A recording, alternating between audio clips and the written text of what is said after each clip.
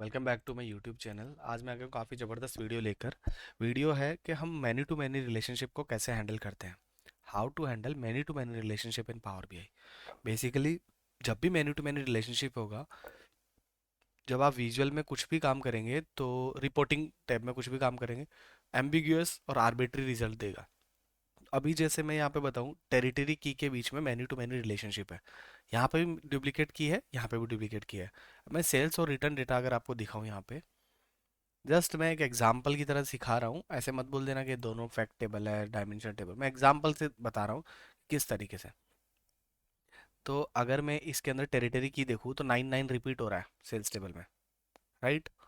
तो sales table के अंदर यहाँ पे ये चीज़ हो गया कि अगर मैं इधर देख रहा था तो रिटर्न डेटा में भी डुप्लीकेट है। रिटर्न डेटा को देखने के लिए मेरे को क्या करना पड़ा, रिटर्न डेटा पे क्लिक करता हूँ।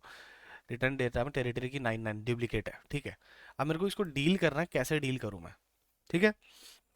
एक हाइपोथेटिकल मेथड सबसे पहले बताता हूँ। हमें देखो क्या करना है यार, ये मैनी साइड है, ये मैनी साइड है। तो हम इनके बीच के अंदर एक ब्रिज टेबल बना देते हैं। ब्रिज टेबल बनाने का सबसे ज़बरदस्त तरीका बता रहा हूँ। या तो आप डेटा को कॉपी कर लो, ठीक है, और फिर चलो दो तीन चीज़ें सीखते हैं। सबसे पहले आप किसी भी टेबल पे क्लिक कर दो और हमें कुछ नहीं करना। हमें सिर्फ न्यू टेबल पे क्लिक करना है। यहाँ पे न्यू टेबल पे जैसे हम क्लिक करेंगे, न्यू टेबल पे क्लिक करने के बाद दो फंक्शन होते हैं डेक्स के अंदर। एक तो होता है डिस्टिंक्ट और एक होता है वैल्यूज, ठीक है। डिस्टिंक्ट और वैल्यूज में फ़र्क इतना है कि डिस्टिंक्ट के साथ में हमेशा चलता है ब्लैंक रोज, मतलब ब्लैंक चलता है। वैल्यूज में ब्लैंक नहीं चलता है। तो इट्स अप टू यू आप किस तरीके से वर्क करते हैं। मैं जस्ट एक टेबल बनाता हूँ। मैं बनाता हूँ सेल्स टेरिटरी।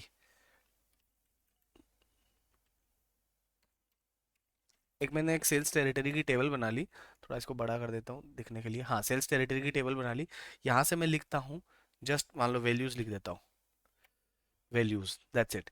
वैल्यूज के अंदर मेरे को यहाँ पे, मतलब इसमें कोई ना कोई कॉलम देना पड़ेगा। ऑलवेज ये क्या करता है, रिटर्न करता है, टेबल को रिटर्न करता है यूनिक चीज़ों को। अगर मैं यूनिक एक सिंगल कॉलम पास करूंगा तो मैं कॉलम पास कर देता हूँ। मैं सेल्स डेटा का मैं यहाँ से कॉलम पास करता हूँ टेरिटरी की। That's it. दोबारा बता रहा हूँ, when A column name is given, return a single column table of unique values. Value function क्या करता है, unique value. When A table name is given, return A table with the same column. तो अब मैं जैसे enter मारता हूँ, यहाँ पे मेरे पास में सेल्स टेरिटरी की एक टेबल बन गई है। मैं अगर इसको इधर देखता हूँ सेल्स टेरिटरी की, तो ये 1 1 4 9 7 ये समथिंग कुछ दिख रहा है। तो मैं इधर आता हूँ एक बार और इसको कर लेता हूँ असेंडिंग। 1 2 3 4 5 6 7 8 9 10, ये मेरा एक टेबल बन गया एक्स्ट्रा। जब मैं इधर आता हूँ तो मेरे पास अभी ये relation many to many relation है। मैं इसको डिलीट कर देता हूँ, ठीक है। डिलीट। अब जब ये रिलेशन डिलीट हो गया सेल्स और रिटर्न टेबल के बीच के अंदर, तो मैंने जो टेबल बनाई है वो उसको भी मैं यहाँ ले लेता हूँ। That's it. ये मेरी टेबल बनी हुई टेबल है, ठीक है। अब मैं क्या करता हूँ, इस टेरिटरी की को तो इससे सेलेक्ट करता हूँ, ठीक है। अब मेरा दिखा रहा है, यहाँ पे जो रिलेशन दिखा रहा है many to one, no problem, ठीक है। मेरा ये रिलेशन हो गया। ये तो वन साइड है और ये मैनी साइड, नो प्रॉब्लम। अब इसी टेरिटरी की को इससे सेलेक्ट कर देता हूँ। ये भी दिखा रहा है one to many, no problem. अब यहाँ से मेरे को एक चीज़ सॉर्टेड हो गई है कि मैं अगर रिलेशनशिप देखूँ तो अब जो मैनी टू मैनी रिलेशन था वो एक ब्रिज टेबल के थ्रू जा रहा है। अब ये फिल्टर डेटा को फिल्टर करने में बहुत इजी हो गया है, ठीक है। तो इस तरीके से हम एक ब्रिज टेबल बना के करते हैं। बहुत सारे लोग बाग क्या करते हैं, कुछ नहीं, यहाँ पे आएंगे। अगर सपोज सेल्स डेटा है तो मैं क्या करूँगा, इसको एक डुप्लीकेट टेबल बनाने की कोशिश करूँगा।